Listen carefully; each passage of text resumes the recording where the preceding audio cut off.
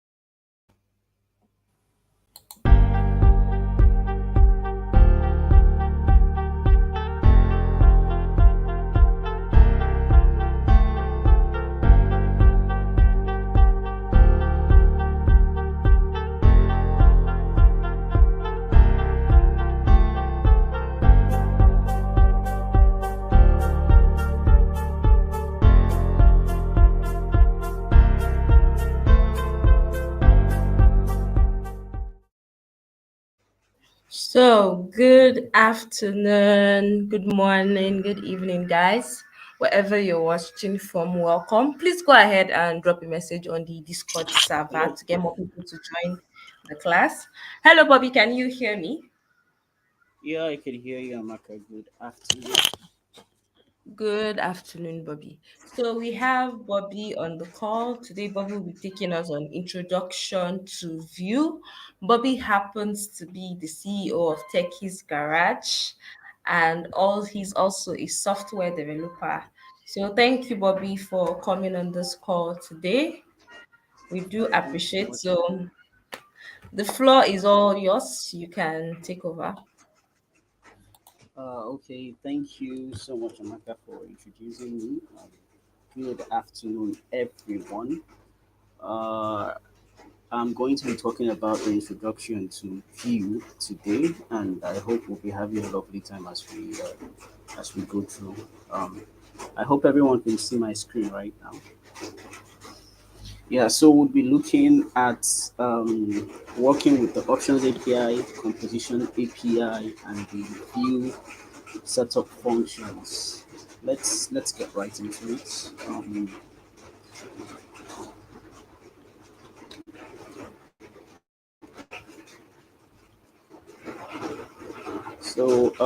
What exactly is Vue.js? It's an open source front end framework that is based on the model view model architectural pattern. Um, First of all, it being open source means it is accessible by the code base is accessible by everyone, and you could make your modifications to it. And that also means that it is being maintained by an open community, and contributions is coming from different people other than a closed organization. So Vue is obviously open source, which is one of the reasons why it is quite popular among the front-end frameworks. Vue is like one of the third most popular. It should be the third most popular or second most popular front-end framework after React, obviously. Um, is it just like every engineering pattern requires, just like every engineering requires an architectural pattern. Well, the front end engineering framework also makes use of an architecture, which is the view model architectural pattern. And this architectural pattern is just meant to separate the front end from the back end. So Vue just attempts to ensure that the front end is a standalone area of the application other than the back end. So when a front end engineer is building, he's focused on how the application is functioning on the client side rather than on the server side. So the view model is an abstraction, which is the view model within the MVP architectural pattern. It is the view model itself. It's an abstraction of the view that exposes its properties. What that simply means is that so when you are building a project from the back end, you have your business logic, you have your architectural, your models that represents whatever thing that the entire application is supposed to be. Your view creates a replica of that. Your view model rather creates a replica of that in your front end, such a way that the view, which is what the client sees, is able to expose the necessary properties that are meant to be seen at the user's end for interaction purposes. Over time, as we go through, I believe that will make more sense to you, just in case it doesn't make any sense yet. Yeah, just a little bit of history. Vue was created by Evan Yu. Uh, it is being maintained by his team. It was a project that started in 2013 but was officially released in 2014, which is February of 2014. So, like I said, it is open source. The repository will be available to the public and is available to the public. And people who have contributions, people who have a thing or two to add to it, they are able to go there and make their contributions as it entails. And people could also copy that code base, make a modification to it to suit whatever standard that they feel best for them, and also make it available as it suits them. For instance, Next.js is built on top Vue.js. Next.js is also a framework on its own. It's a framework built on top of a framework. And the only reason why that is possible is because the code base or the code base of Vue.js is made available to the public for modifications and use. So that's just a little bit of insight on how Vue.js is. So next we should talk about the key features of Vue.js. So these are some of the features that Vue.js has. First of all, it has a my system seems to be a bit slow this afternoon. Yeah, so the templates. This is a HTML based feature that helps developers create reusable components. Now, we would see that in a bit, but just as a theoretical background, um, every front end built on the web is built on the infrastructure of the HTML and CSS. I mean, your JavaScript is making your HTML and CSS programmable, but the core part of your front end is the HTML and CSS. So it would only make sense if your framework, your front end framework, directly has a way of you accessing your core um, your core feature of the front end. So Vue.js uses its template feature to enable you make changes and add the HTML and CSS files into or designs into your code base directly. So that's what the template feature is all about. Yeah, it also has a components feature. So Vue.js gives you the ability to section your designs into components, and the reason why this is important is for reusability. What that means is, say for instance, I am building a website. A website is usually made up of a navigation bar. It's made up of buttons. Some hero sections are repeated across multiple pages sometimes. There are certain other tiny pieces of the website that could be reused at different areas of the website. What Vue helps us achieve is basically it helps us turn those reusable components into a single standalone feature that can be implemented in multiple places across the website. So Vue gives you that capability of reusability, and it is really a nice feature if you ask me, because it will save me the need to have to write a navigation bar multiple times across different areas of my code. I would only need to write that once, and I can use it in other places in my code base. So the component feature is very, very useful.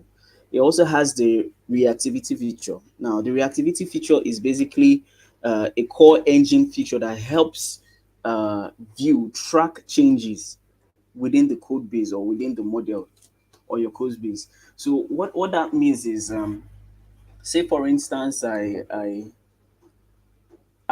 receiving inputs, for instance, from the user end on my website, like a form, and I am meant to, and remember I told you that the view model implements an MVVM architecture, which is the model view model architecture, where the front is separate from the back. It means that when I'm collecting inputs from a user, I have to first of all manage it before it is sent to the back.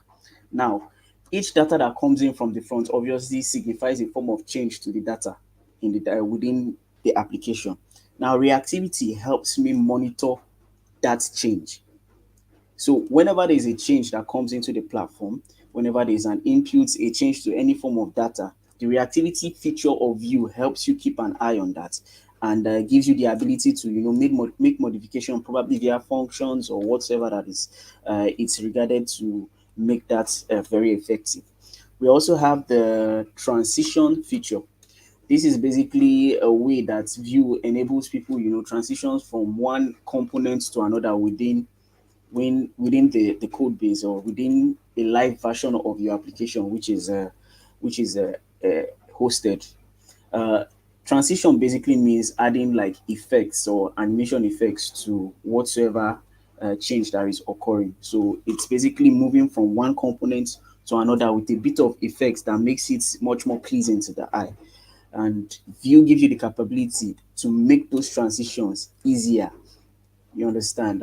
So whenever an object is removed from your DOM, which is your document object model, and replaced with something else, it gives you the ease and the beauty of transitioning from that object to another one, just in a way that is more pleasing to the user's experience.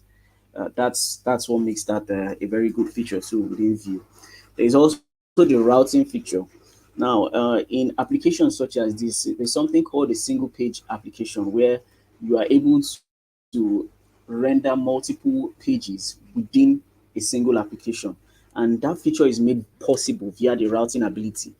Now, routing is also a key feature of Vue because with it, applications can be fully navigated across. You understand?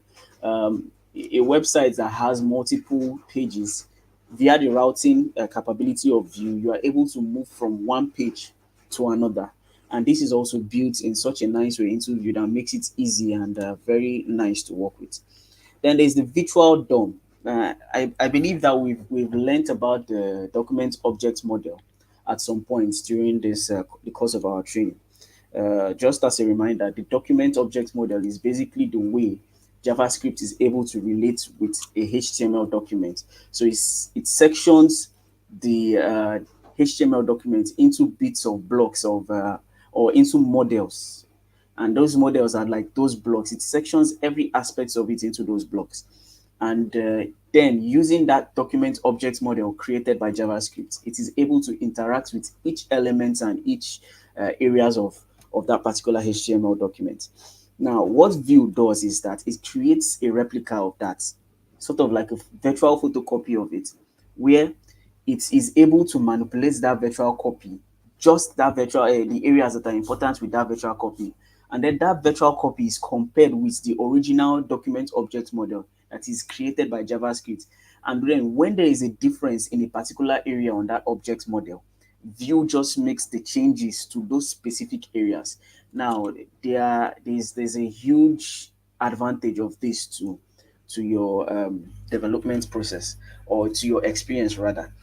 It helps the page, you know, uh, act more seamlessly. Let me put it like that, because your entire page does not need to refresh or re-render each time there is a change that is made to the document object model. So if you are doing an animation or a transition, for instance, that is triggered by a button for a certain area, the entire document is not reloaded.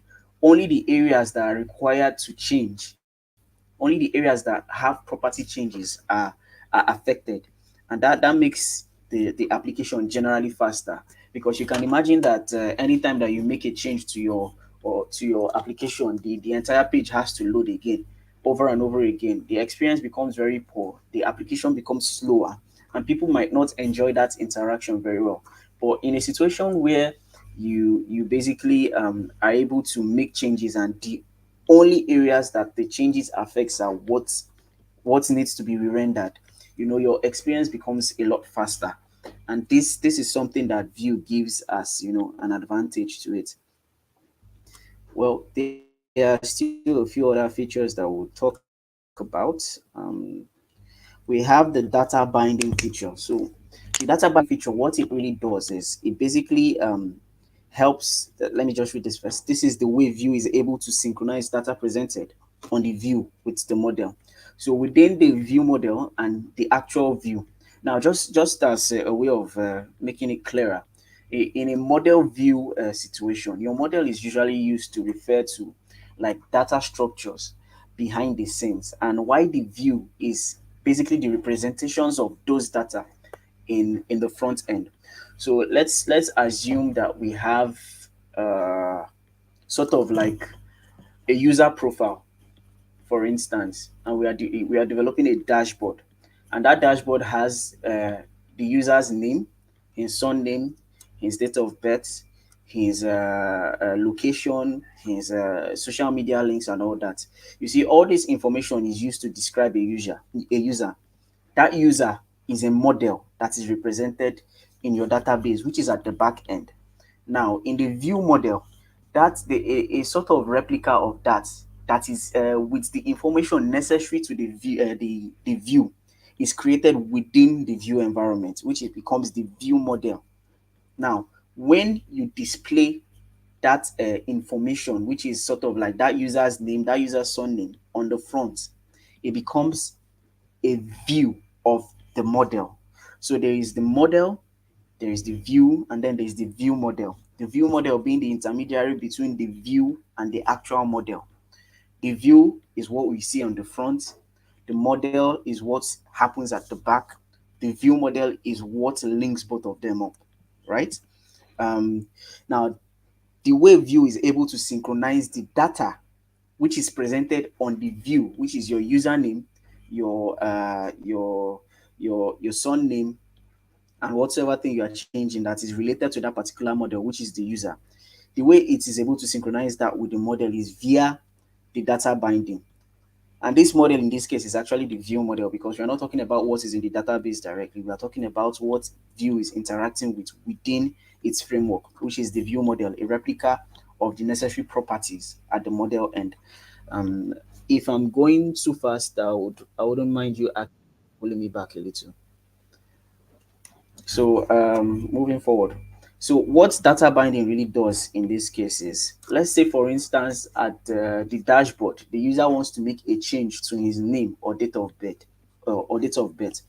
Um, the data binding feature of Vue is able to help you link up the input value of that user with the model, which is in the view model. So whatsoever change the user is making within the input box, which is where he's going to type his name, is directly saved or linked up to an equivalent within the view model in the JavaScript area of the view. Now, you will see more about this when I show you probably like a sample environment or a snippet of code around this. This is just to run through a couple of important aspects of the features theoretically. We'll get to that. We have also the computed properties of as a feature of Vue. You see, the computed property, it's a feature, it's a function in Vue that works like a getter and setter function. It is used to manipulate data in a reactive way. Now, what that simply means is this. In JavaScript, we have regular functions. Now, what regular functions do is when a certain let's say when a certain function is called, when it is called, now emphasis is on when it is called, it performs a certain series of logic and then it gives you a result. Now, what computed properties does is, now in Vue, if you have 5 or 6 different functions within your methods, they are only called when they only return their values when they are called. Let me put it like that, and when they are called explicitly, probably by an event. And with the structure of Vue, those methods, once they are called, all of them would execute at the same time. Do you get? All the stakeholders involved in that function execute at the same time. But in a computed scenario, what happens is when you declare a function as a computed function, what Vue does rather is it looks for a specific event that is related with that function. Now, the function is only executed when an event related to it is called. If you declare 5 computed functions, right, and you run an event related to one, it is only that one that is called that will be executed. When it is within the method option of the Vue, everything within the function, the method area is, and everything related to it might be called at the same time because of the stack and the way it is being called. But computer properties have a way of catching informations whereby it is only the important ones, the ones that have been updated per time, that are affected. I think we'll talk more about this later in the day when we are talking about computed functions. There are also directives.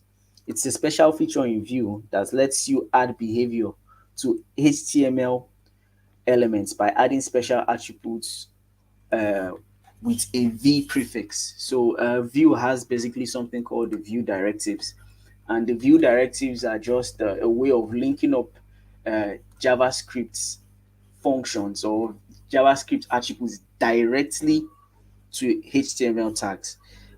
It will make more sense when you see an example. So there are ways, like I gave you an instance of data binding, which is a feature that the Vue has.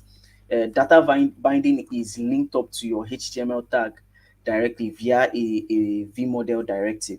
So there are other directives that we would see, hopefully, or if time permits over the course of time. Then there's another important feature about Vue called the watchers. The watchers, what it really does, they are a special set of functions that basically they monitor your code base, mostly specific areas within your code base, specific elements within your code base, to see if there are changes there. The changes that it observes there triggers it to act or to execute its own function. So they are basically functions that are dependent on changes on another function. So these are used to monitor the Vue framework for changes and are mostly used to trigger re-rendering. So you remember how I told you the virtual DOM helps you monitor the entire virtual DOM and then makes changes to only places where changes are required. Watchers are a way of monitoring it and making those changes occur. Then we also have event handlers. I'm pretty sure we understand what events are from within what do we call it, within JavaScript. Events are just a way of uh, interacting with your code base. They're a way of monitoring changes. They're a way of influencing changes within your JavaScript code base. And Vue was able to implement that within its framework. And the essence of that is for us to be able to handle various kinds of events that might occur during our code base, probably like a click event, a hover event, or whatsoever. But basically, these event handlers help us manage that. I hope this makes sense. There are a few other things about Vue that make them unique. The fact that it becomes faster and other stuff. But let's just stop here for now. Moving forward, so there's in the release of Vue, we have the Vue, we have the Vue 2, and we have the Vue 3, and there are a couple of differences, not big differences, but there are significant changes that were made when moving from Vue 2 to Vue 3. The main difference between Vue 2 and Vue 3 is the performance and the size of the library. Remember how I said that Vue is a framework that is, that is built on JavaScript, and it's open source and all that. It's basically a library of codes that are put together for it to be able to achieve all these functions that we've previously mentioned and all those features. Now, obviously, everything that is data has a size, and Vue 2 was significantly larger before. But with the updates that were made, and with the help of the team that is managing Vue, they were able to, significantly reduce the size. And this is important because the smaller the size, the more healthy your performance is when you are using it. So obviously, since the size is smaller, your requests would carry less payloads of data, and it is going to be faster when it is being executed. There is it also has improved virtual DOM performance because the algorithm was changed. It has optimized re-rendering. It offers improved TypeScript support. So, for those of us who might not have a full idea of what TypeScript is, so TypeScript is just strongly typed JavaScript. By type, I mean in JavaScript, types are not really considered a serious thing. Let me put it like that. And by types, I mean data types. But with TypeScript, it sort of puts guides around our JavaScript types, so that it's enforcing discipline when making use of JavaScript data types. That's what the TypeScript is basically doing. That's why it's quite important to this. For those of us who prefer using TypeScript, it has a strong TypeScript support to enable TypeScript developers, enjoy the users of Vue. It has new component APIs. It has improved reactivity APIs, improved performance for server-side rendering. So all these are features that generally improves the performance of Vue. So additionally, Vue has a new composition API. Now, when Vue was developed, it worked with something called an options API, and you would see what it looks like when we check a code snippet. But the options API simply is a way of separating all the necessary entities that are used within the Vue project uh, a- on a specific Vue template.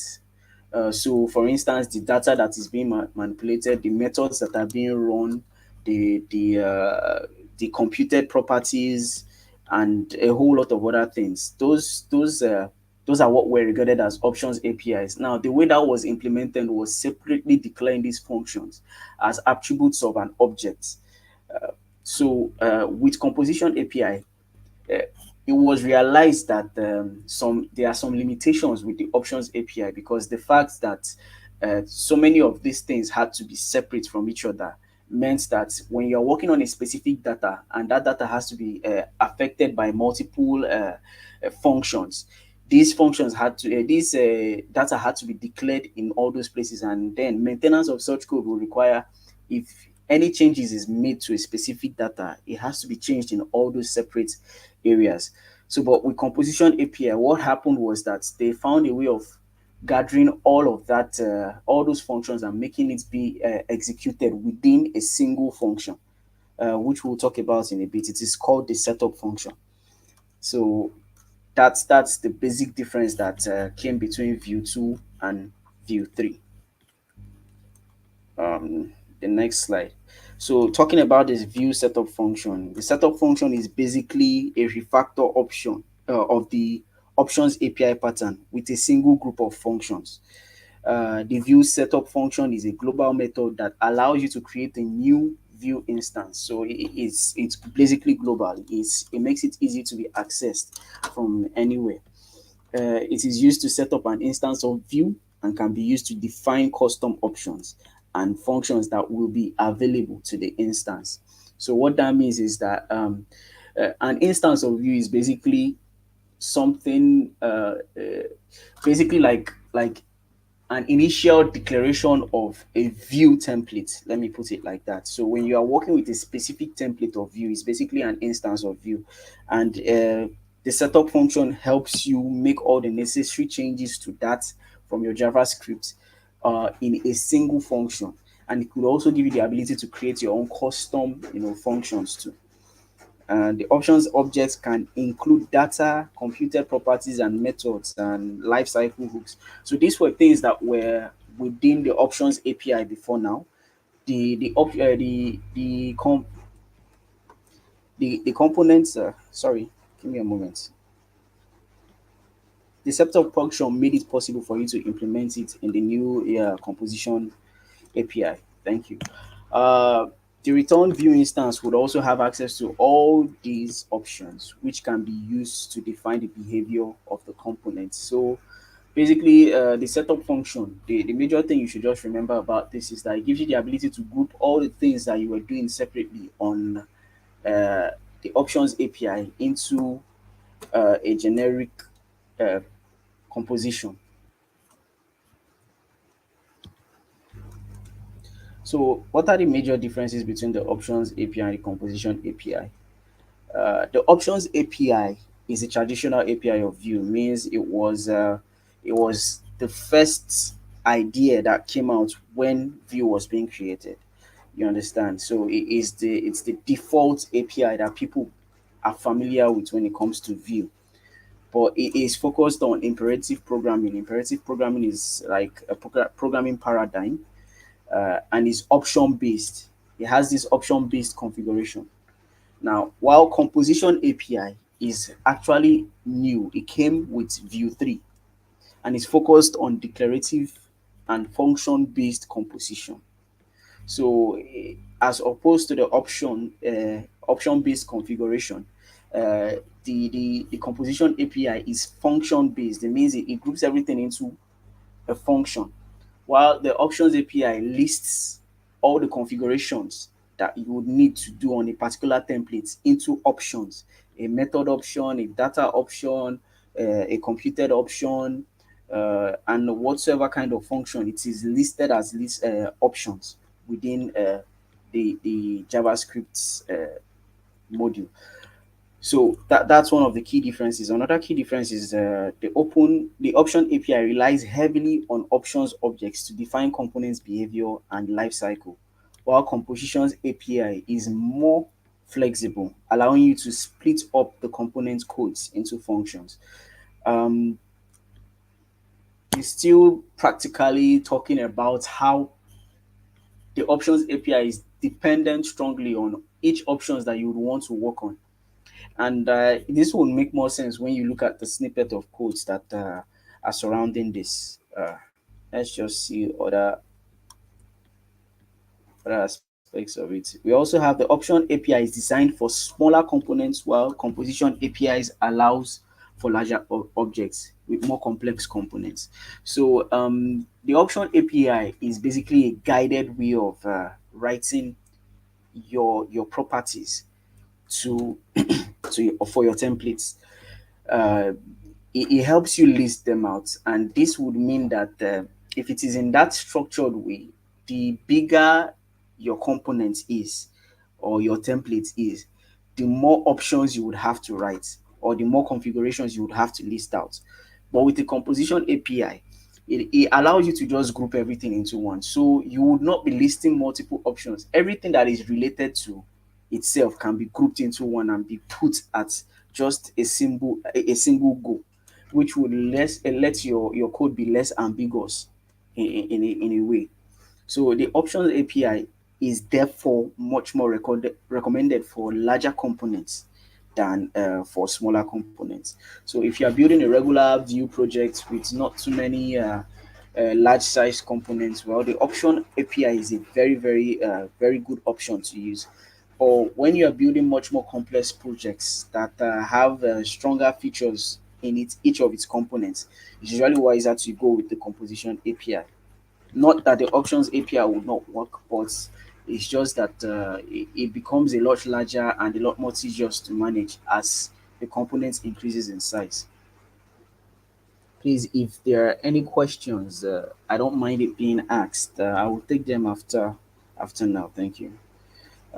Options API is more straightforward and easier to understand for beginners, while composition API is more powerful and allows for more advanced features. The options API is a list of configurations, which makes it easy to interact it. It's easier on the eye, if you will. I mean, when you look at it, you understand that okay, this is where data goes. You would understand that this is where my computed functions goes. This is where my methods go and whatsoever. But with the composition API, it is written much more programmatically. So if it is not properly structured, it might be less difficult. It will be more difficult rather to read through. So it is usually advised that beginners work with the options API, which is what we'll be focusing more on when we are going through the rest of this course. Right.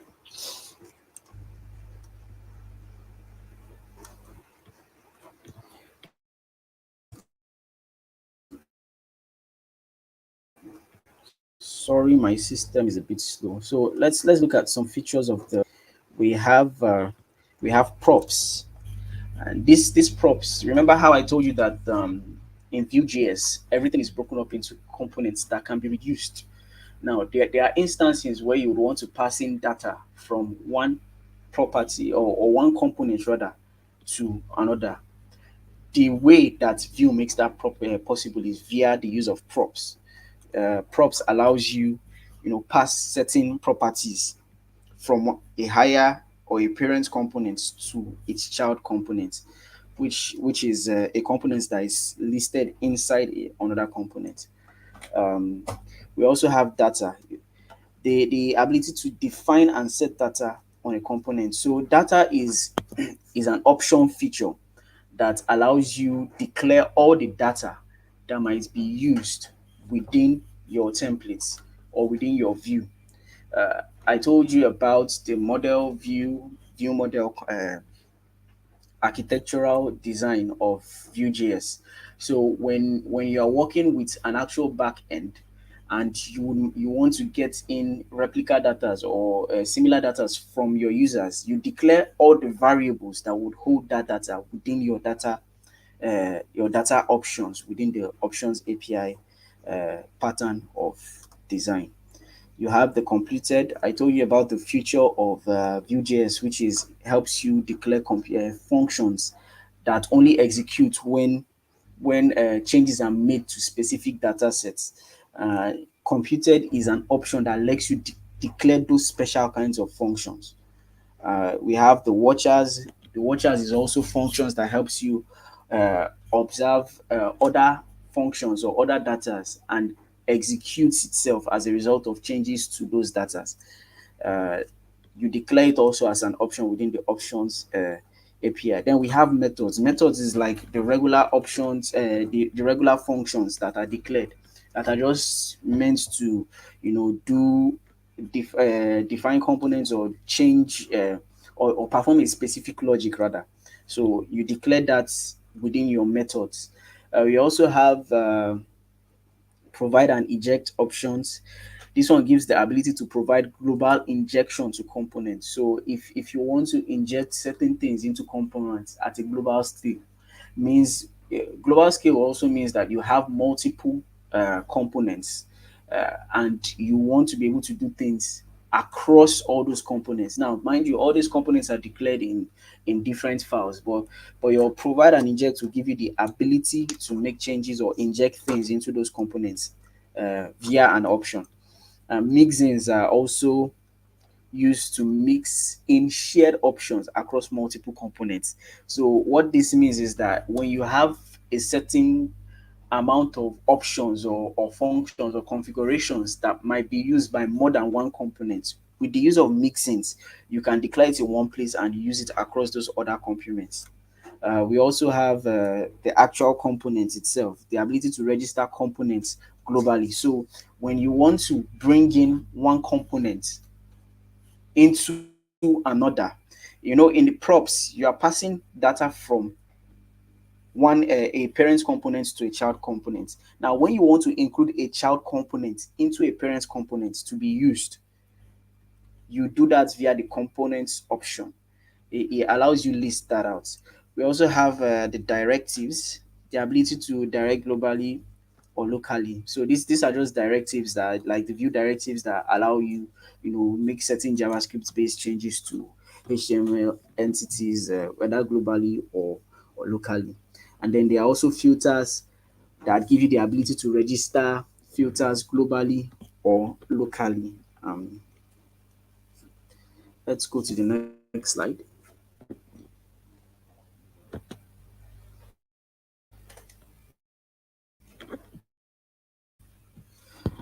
So we have the features of the include the reactive composition.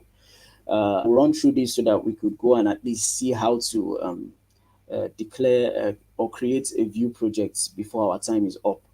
So we have the reactive components. This it's a composition API enables you to create and manipulate reactive data sources that can be used to store application state.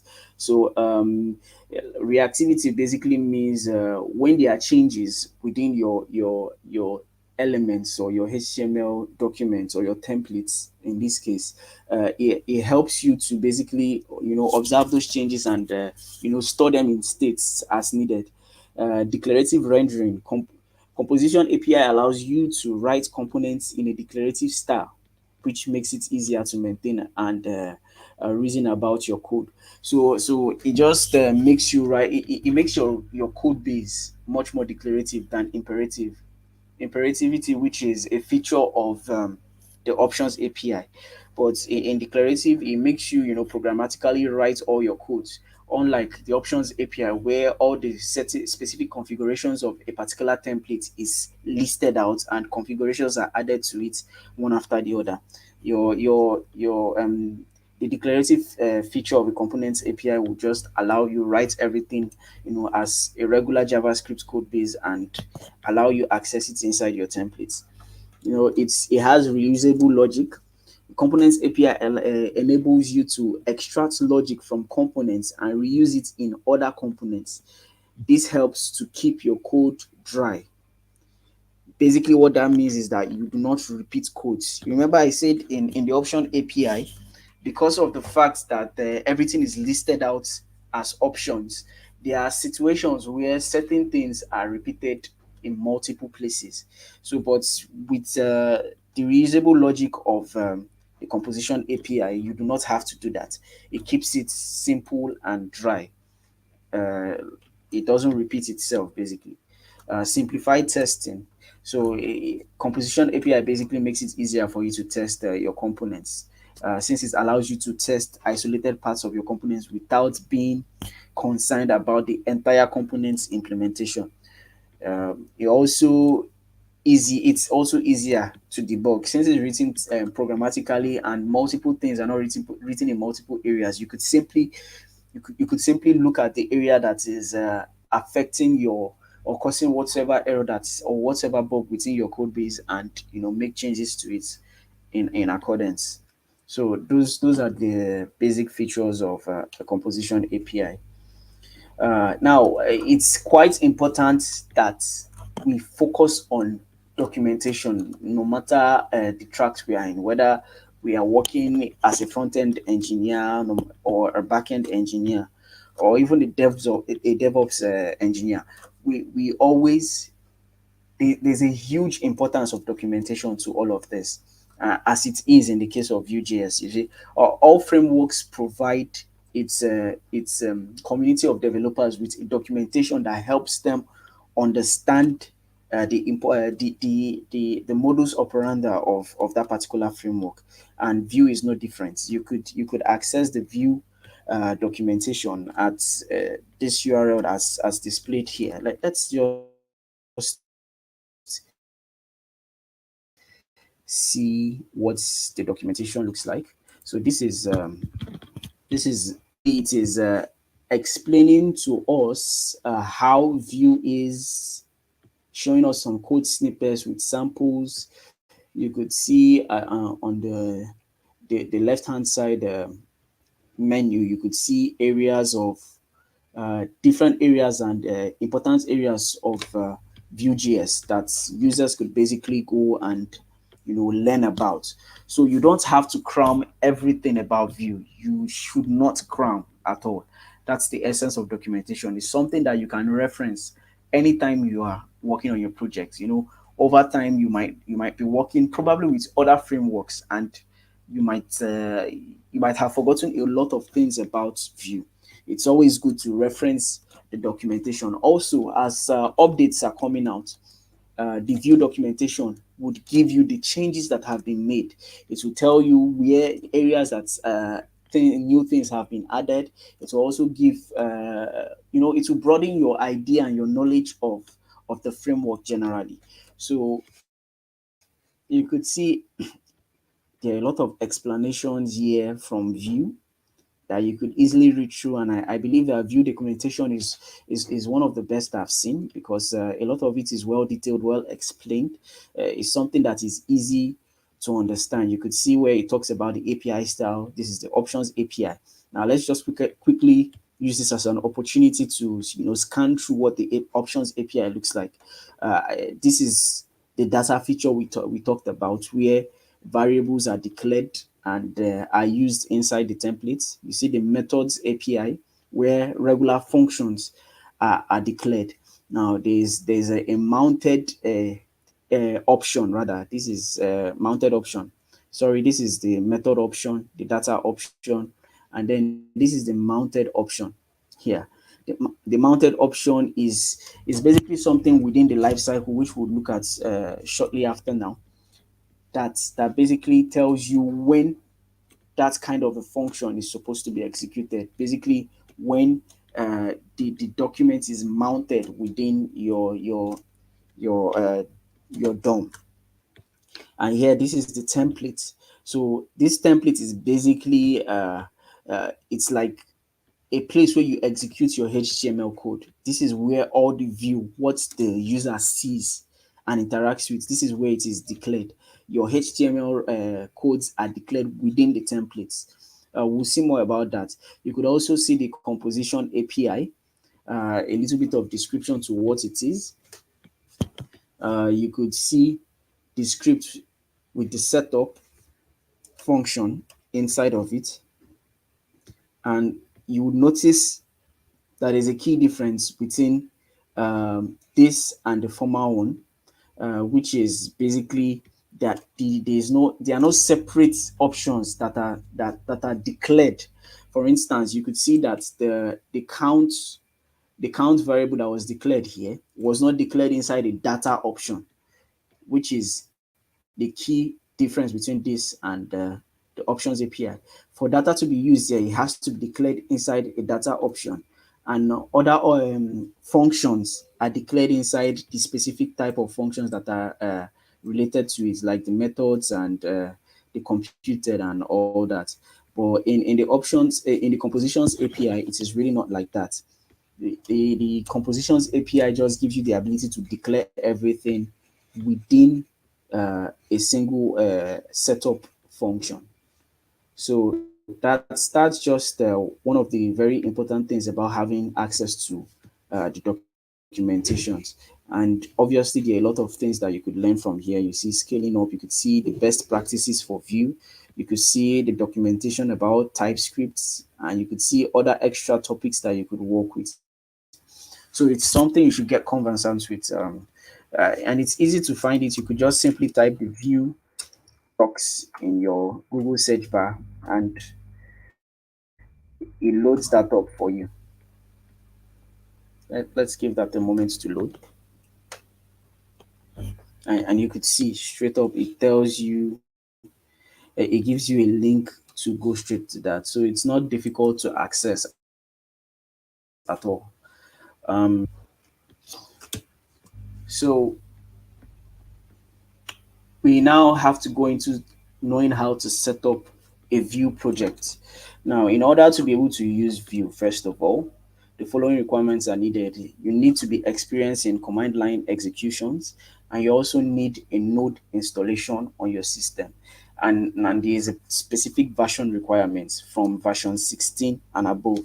Now, if you come back to the documentation and you go to, uh, I think there's an installation area. Let me see if I can find that now. Give me a moment. So let's get started. So where is installation?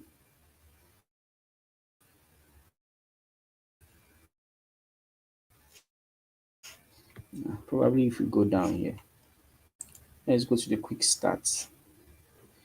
So this will tell you how to basically set up Vue and its requirements.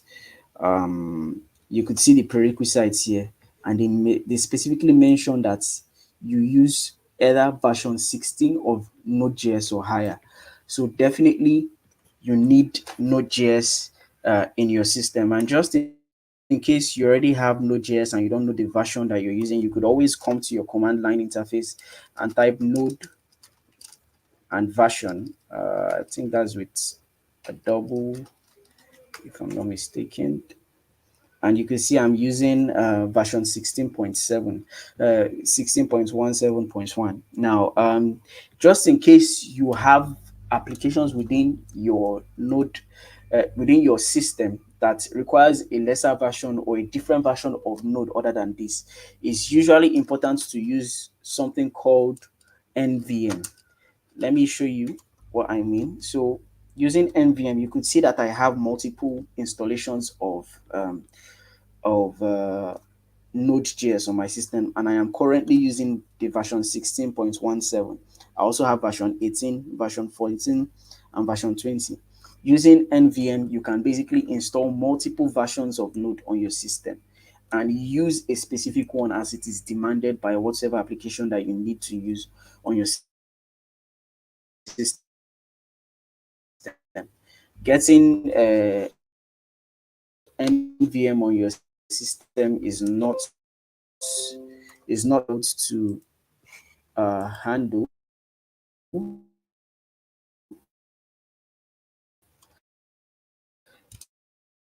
You just need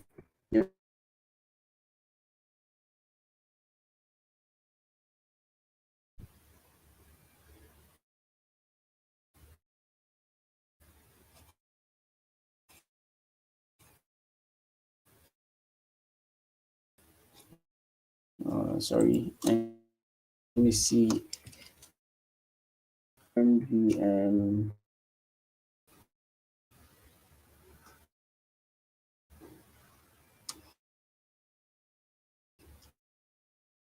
Okay.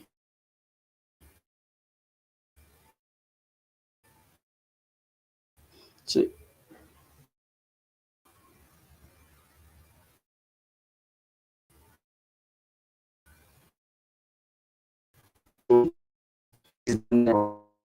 let's from that. You could see it also has its own documentations on how it is used and how to set it. Also, it's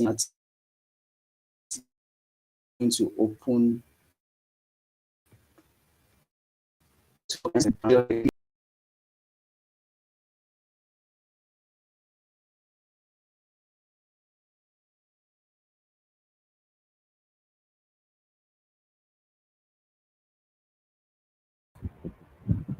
So, hello everyone, welcome to today's class. I hope you have learned a lot. Please, you can go ahead and start dropping your question. I believe Bobby has network issues. He should be back shortly. So, while we wait for him, please, from what you have learned so far, go ahead and drop your questions. If you are yet to follow us on Twitch, please go ahead and follow us on Twitch as well as subscribe to our YouTube channel. So, let's just give him some seconds.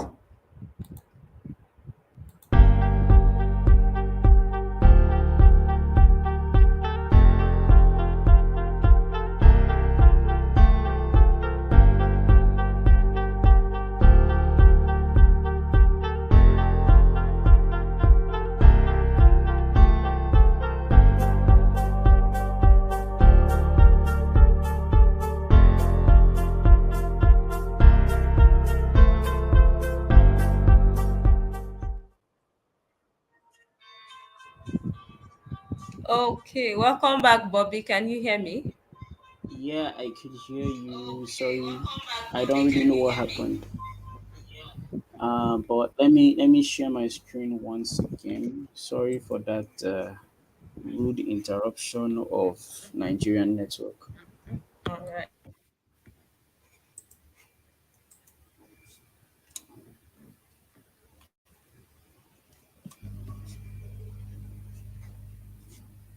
Sorry, can you see my screen now? Yes, I can see your screen. Can you see my screen now, please? Yes, we Let me can know see if your you screen, can. Bobby. You can go ahead.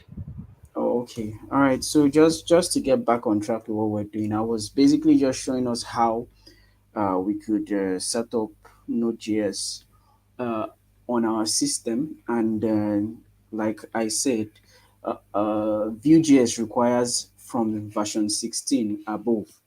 And in a situation where you need a specific, you are using other versions of Node, and you need that for specific projects on your code, on your system or whatever device you're using, it's better you install NVM, which is called Node Version Manager.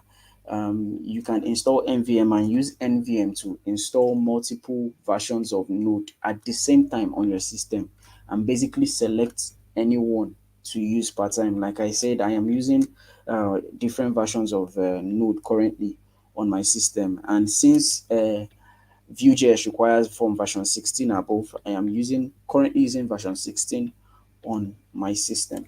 So moving beyond that, there are different ways that you could set up a project in Vue on your system. One of the ways is to use the Vue CDN. All right. If I go to their website, give me a moment.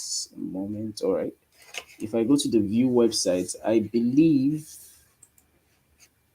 I would see the CDN somewhere here. Just let me, okay, this is it. So this is the Vue CDN. You could see it, and you can easily just copy this and add it into a code base. Now that code base is basically just going to have an index file, the CDN of Vue, which you would add somewhere within your code. Maybe, sorry, let me add it here. You could just add this here so that it could load that. Oh, sorry, not this. You didn't copy. Copy.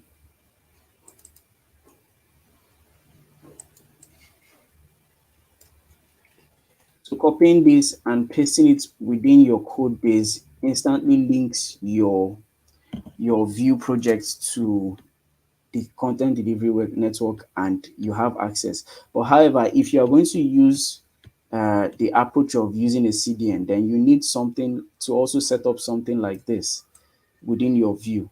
This is going to give you an entry point into manipulating your code base. Sorry, let me comment this out.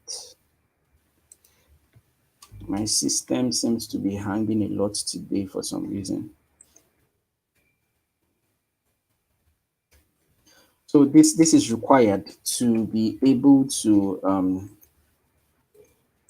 use Vue. You could see you create a new Vue instance within your JavaScript, and then you refer to the elements on your HTML document that is being used, that is going to be rendered as a Vue component, and then you can start adding data to it and whatnot. And you can see within my HTML document there's a div that has an ID of app, and this ID of app is basically what is being referenced within the instance of Vue that is created here. So this is just the way, if you want to add the Vue just to a specific portion of your code base, you might not need to start an entire Vue project. All you just need is to add the CDN into your code, and then use this your JavaScript, whether it is directly inside your HTML document or in a separate JavaScript file that is added to your HTML document, and you'll be able to do basically everything you would do inside a full Vue project that within that space. So this is always important because Vue is basically rendered as a component into a specific uh, element on your HTML document. So it is always important to reference that element within your Vue instance. So that's for this. I will take this off as we would not be using this means for the most of it. So there are other ways of initializing a Vue.js project. One of those ways is via, we've looked at setting up a CDN. The next way is to create a full Vue project, uh, which is which is done by running this command line. So first of all, you need to have set up Vue on your system, basically by installing the Vue package into your system, of which it is done, and which is why Node.js is needed on your system. It is done via running the npm init Vue latest. So this is going to basically install the latest version of Vue into your system. And once it is installed, you could now start creating your project. I have installed Vue.js already on my system, so I'll go straight to running the Vue create command. So let's create a project here.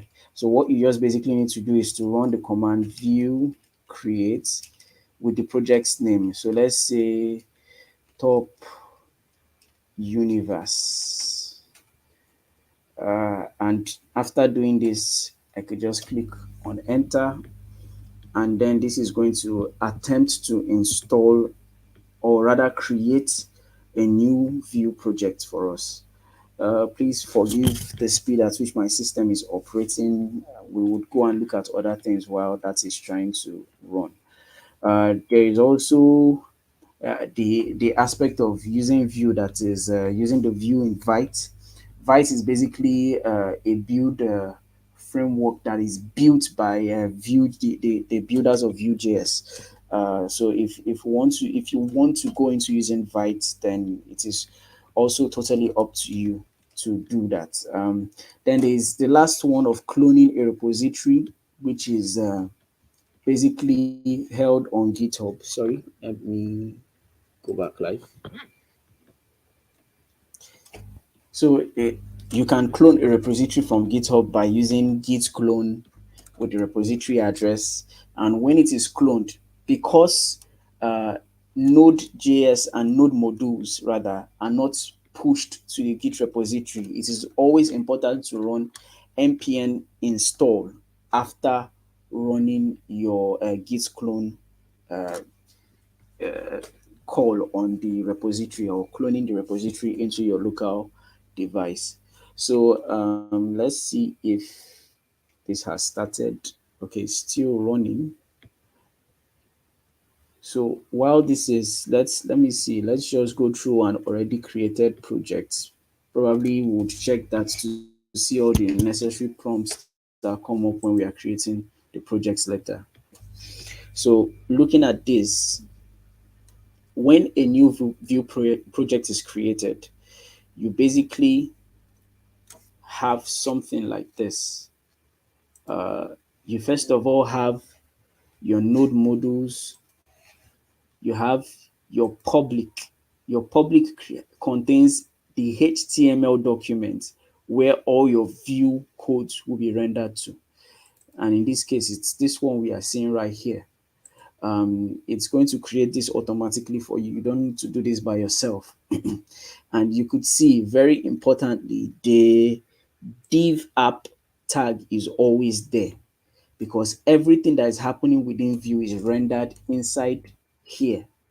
So whether you have a 10-page application, which is a single page application that is made up of 10 pages, or it is just a single page, or whatsoever thing it is, or whether it's just a single component that you are creating, it is rendered within this space, within this ID tag that is in the original index HTML found inside the public folder of the Vue.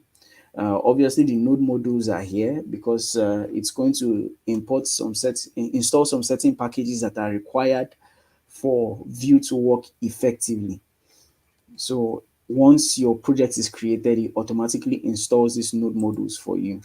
And you have your source. Inside your sources is where you find your components, which is the components that you create in your Vue project, and you find some assets, which is like pictures or maybe other external JavaScript files that you might want to use, or maybe other externals here.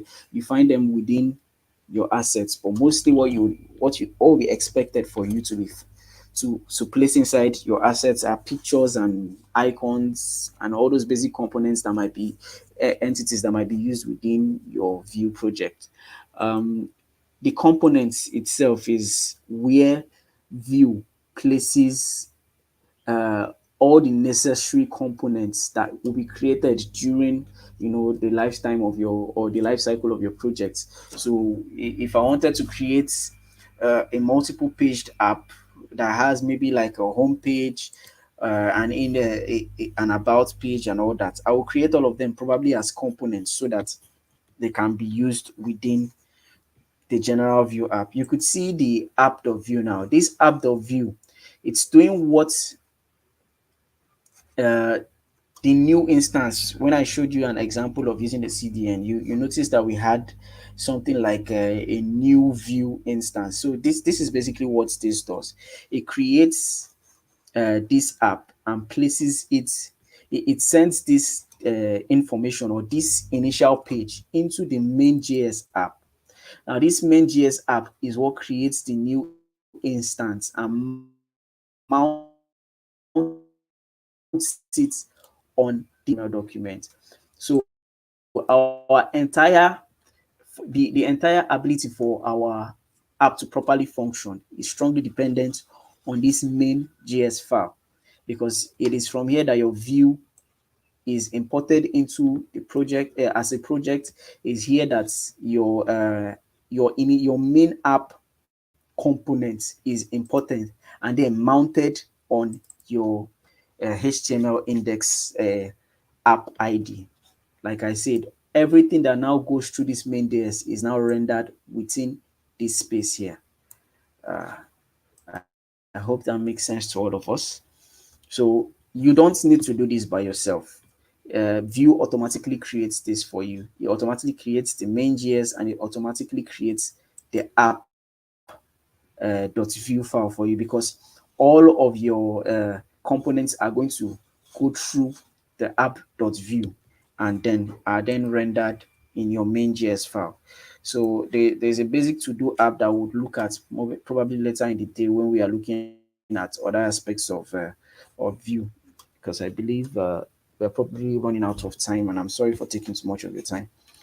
So we have these components that are being rendered into our app.view. You could see I am importing a component. Remember I told you that in Vue, it has the components feature where we have an option of creating a component and importing it into another component. App.view is a component that is importing to do app.view. And to do app.view, when it is imported here, as it is used as an app, is used rather as a tag within the Vue template. And the Vue template, like I told you, is basically just plain HTML that is presented for the users to see or experience. So whatever thing that is going on between the to-do app is basically displayed up here. And I think that explains a lot if you agree with me. There are some other files that are located within our Vue.js app. We have the git.ignore, which is obviously when a new Vue.js is created, it also initializes it as a Git repository.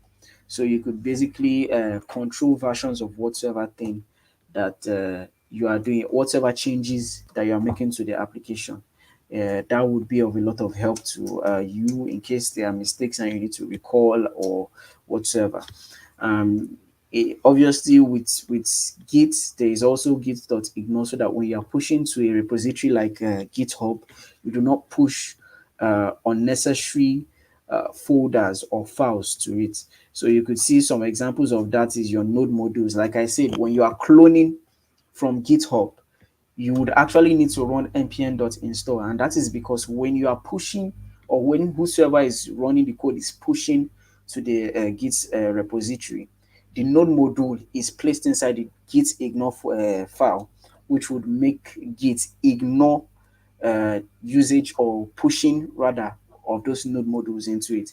There are some other aspects of it, some other key files that are ignored, that are all listed within the git ignore file. And you could see the log files are not pushed, local environmental files are not pushed, editor directories are not pushed, because these are things that are either sensitive or are basically used within your own environment, and what works for your own environment might not work for other people's environments. And the node modules, is not advised that it is pushed to, because it is first of all a very large file, and everybody basically has access to it. So why push it when you could? It's already declared somewhere, and you could install it on your system directly. So it makes it easier for us to move around the entire code base. So we also have Babel. Babel basically, it's like a build. It's like a build. Sorry about that. It's like a build function for the Vue engine. Then we have the package.json. The package.json basically shows us like all the necessary dependencies, and versions of those dependencies that we'll be using within our code base. And it also carries out some important. It also uses some important scripts that are important to the usage of Vue. So I will check. I will check that CMD to see whether it has. When you run your Vue creates command line, it gives you some certain options that could be controlled using your directional keys on your keyboard. Now you could see, if it is your my Vue gives you the ability to save presets, and those presets are based on some certain configurations from your previous projects. Uh, you could see it has Vue version 2, it has Vue version 3, it has my first preset, which is a default preset that comes with it, or is created at the end of your first project. And these are all options that we would see that we could be added to the project where we are going. So I would use Vue3, and selecting it is basically using, you can do that by hitting space bar and or enter, and it's going to select it for you. So let's manually select all the features that we need. So I just hit enter there, and you could see it would ask you, say, check for the features for your project. Press space to select, A to toggle all, and I to invert selection. So basically, this is all the controls that is needed for you to be able to select anything. Now, the first thing you are choosing is choose your version of which you've chosen. Uh, then we have whether we want to use Babel or not. I'll just go ahead and leave it on Babel. I'm going to use, you could see Vue router. Like we said, router is going to enable you move from one page to another within your application. Progressive web app support it's a special feature that comes with Vue that would not be in the scope of this discussion right now. We are not building a serious project, so I'm not going to select the Vue router. The Vue X is basically for state management. Now, state management is the ability for your application to be able to store certain data globally that might be used over a period of time while your app instance is running. Uh, I hope that explains it better, explains it well for you. Then there's linter formatter. Linter formatter is just basically a feature that helps Vue.js monitor the your code base to see whether you are writing the code base properly. Uh, I don't know how best to put this that would make sense. So it just enforces best practices when you are writing your Vue projects or Vue codes. Then there's unit testing. You could choose not to use the linter formatter if you are very sure of your coding practices. There is unit testing and then there is end-to-end testing. So after selecting all this, I think I'm going to go with the default.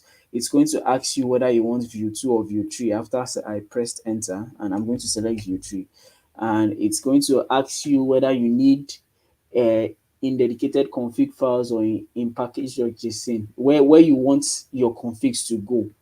Let it go into a dedicated config file, and I'm going to select enter, and it's going to ask you finally whether you want to save this as a preset. If you click on yes, it is going to ask you to a prompt to add a name. It will give you a prompt for you to add a name to the preset, so that when next you're creating another project, you don't need to go through the process of manually selecting these things again. It is going to use all your saved configuration. But in this case, I'm not going to, so I'll just say no and click on enter. And when I do, it begins to create the project for me. And you could see it is basically installing the Vue project right now. So we'll just give that time for it to install. Let's see what is next on our slide.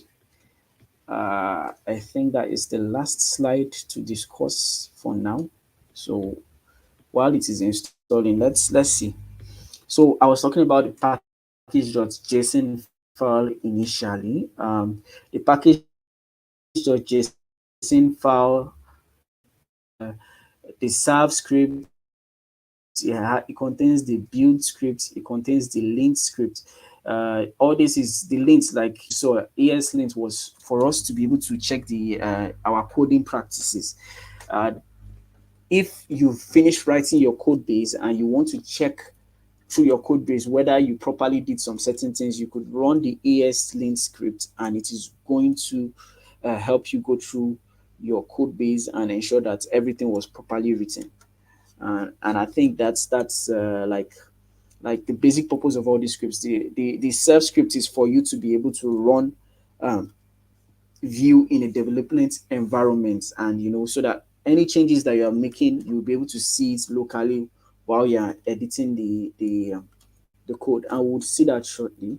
We also have the build scripts. The build script is basically for compiling your Vue code and rendering it the into a file that could now be deployed for usage. I'll stop there. Now, there's also a README file that comes with it, and the README file is just basically going to give you the specific information that concerns the code base that you've just created. So let's see how far this has gone right now. It's still installing. Please, while it's installing, are there any questions? Amaka, probably you should help me with that.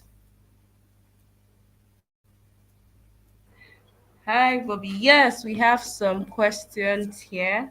So I'll be displaying them on your screen. So yeah, the first one Okay. is up.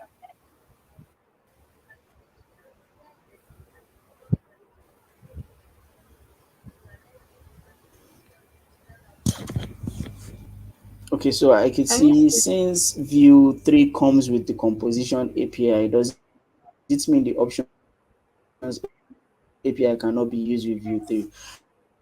The composition API, yeah, I could see the composition API as well as what do they call it now? As well as the options API are very much valid in Vue 3. Now, like I said, you could choose to use the composition API or the options API when you are developing. But where in my own opinion, where it is important to use composition APIs is when you are dealing with larger components, components that has the requirements of a lot of logic and code base and a lot of entities that might require you to properly organize it in a way that you build it. So, but if that is not the case, then option API is best. And as a beginner also, it is usually best that you use the options API because it is easier to relate with. Uh, I don't know if that answers your question. Okay.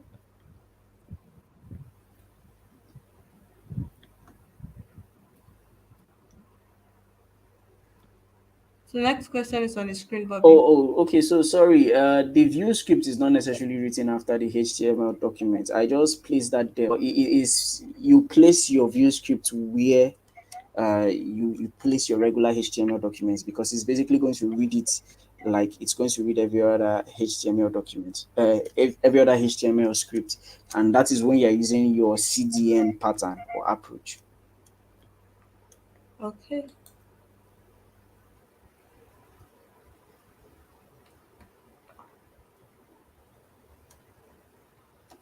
Yes, definitely. You can by running Vue.js from a bash terminal.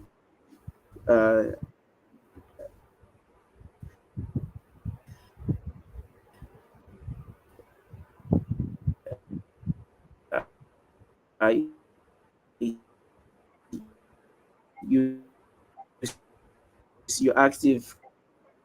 Can I run Vue.js from a bash terminal? Well,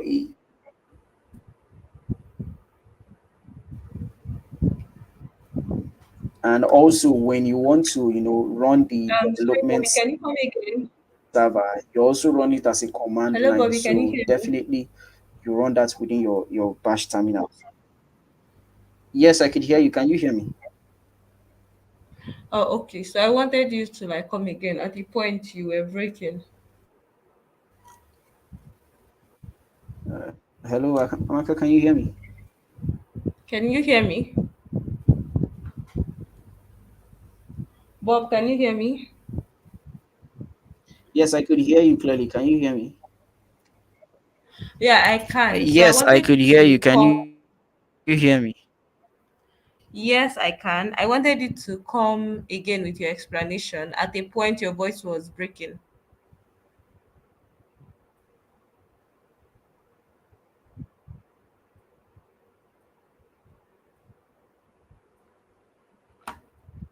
Hello. Hello, can you hear me? Hello, Bobby, can you hear Oh, me? sorry. Where did you lose me, please?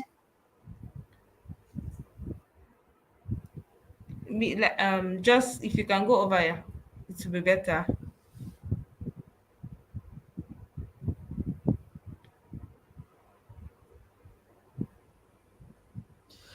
Okay, I could see a question. Is linter similar to prettier? Yes, linter is similar to prettier. They are all just for enforcing right practices when you are writing your code, to ensure that you're not making semantic errors and whatnot within your code base. So if you feel comfortable, I think they are referred to as if I'm calling it right, they are parsers. They basically parse your code. Pass by pass I mean PARSE. They are basically passing your code and ensuring that the code base is properly written in terms of its semantics and syntax, and ensuring that you're not placing in errors or loopholes within your code base. So yes, like prettier linter is similar to. Okay.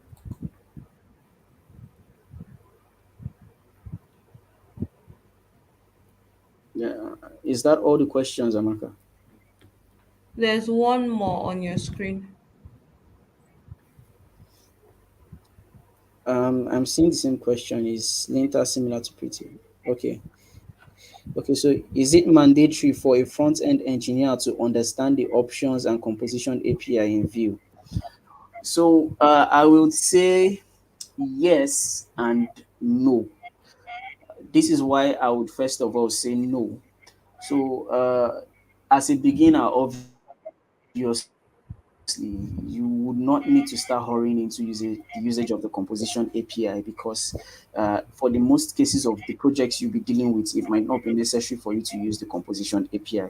But then I will say yes, because as time goes on, you will start would require you to write your code base in certain ways that are more custom to you, so that it will be easier for you to debug. And probably the components are larger, and you might need to basically uh, go through debugging and all of that. And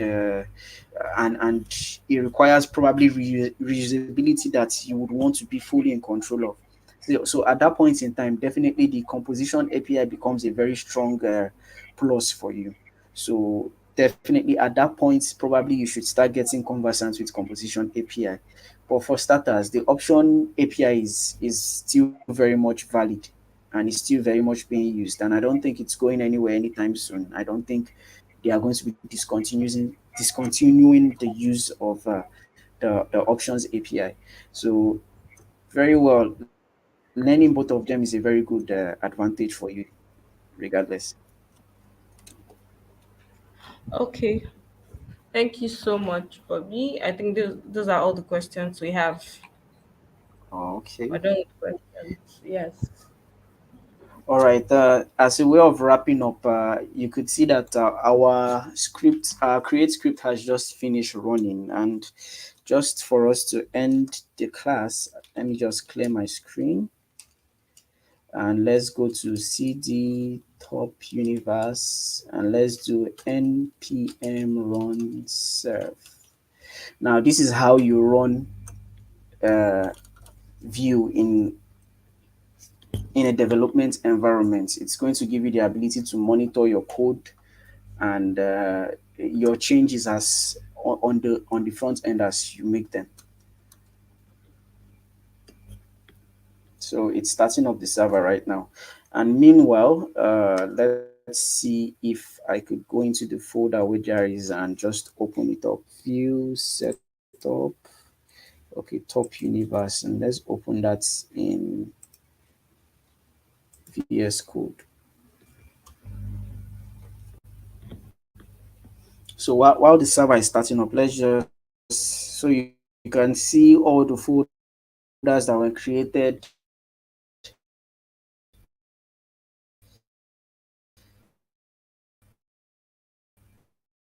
by default for you.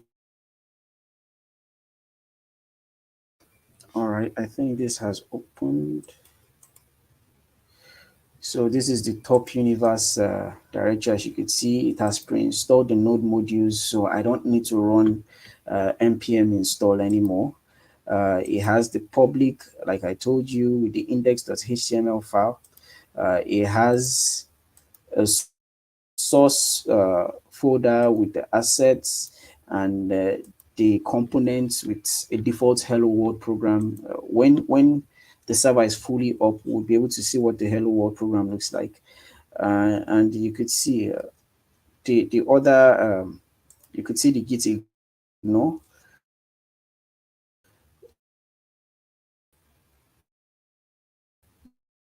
The same set of things are here. You could see the readme, npm. You're good to go. All you just need to do from here on is start creating components, start creating your pages, do all the necessary things to to make your user happy and deliver on whatever project you have. Let's see if this is up and running. Sorry, my system is taking a bit of time to come up. It's been on for an extensive period of time, so it's a bit slow. So it's currently building. Like I said, it renders it into the HTML DOM, and that is what is happening. Although you might not be able to see that now because it's happening in the browser, but definitely that is what is happening now. And after that, you could see that you could run it on port 8080 localhost. And let's do just that. I would go to my browser, and I will type localhost port 8080, and let's see. And you see this is the default page that Vue gives to you. Uh, so let's see the code base. You could see from hello world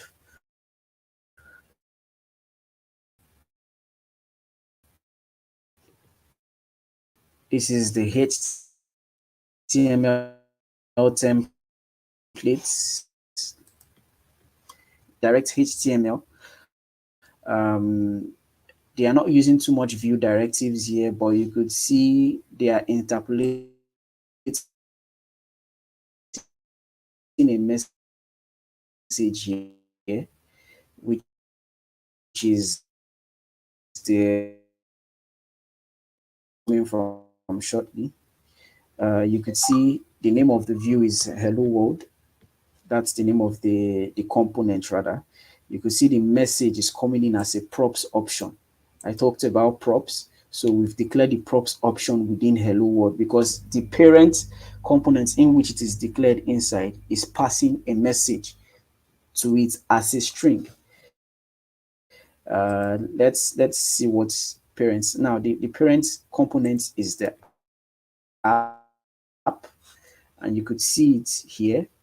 You could see the component hello world is being called into it, and that is called via an import statement, and then it is declared as a component within the components option. And this component is given a name of app. And then if you come up here, you could see that it has an image, uh, which is the view logo. It also has the hello world components that is being called inside here as a tag, and the property of message is being passed into it, which is seen here and is being used. So this is just the basic setup of a Vue project, and I hope on your journey you're able to do a lot of exploits on it and do more about that. I think that will be all for now. Amaka, any other questions or any other thing? So no other questions, Bobby. Thank you so much for this session. We learned a lot. So guys, I hope you learned a lot. If you have questions, please you can do well to drop them on the Discord server. Bobby is available on the Discord server and he can take your questions from there. So thank you once again, Bobby, for coming to this class. Thank you for your All right. time. Thank So you all very right, much, guys. Amaka. You're welcome. So all right, guys, that will be all for now. See you 8 p.m. West African time. Bye everyone.